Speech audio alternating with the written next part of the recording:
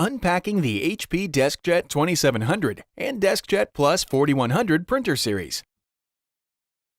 Open the box and remove the documents. Remove the printer power cord and USB cable, if one was provided with your printer. Remove the black and tricolor setup ink cartridges. These cartridges are designed to initialize the printer and must be used during the hardware setup. Set the box on its side and remove the printer from the box. Remove the plastic from around the printer. Remove the blue tape from the back and bottom of the printer. If present, remove the long piece of tape securing the output tray and then open the tray.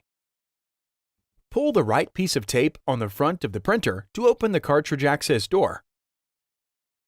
Pull the left piece of tape to remove the cardboard restraint in the printer. Plug in the printer using the supplied power cord.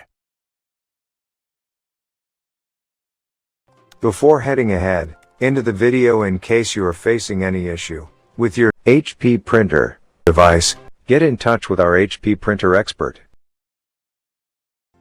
Thanks for watching, and don't forget to smash that like button and hit the subscribe button so that you don't miss any of our videos. And in the case face any problem, get in touch with the experts.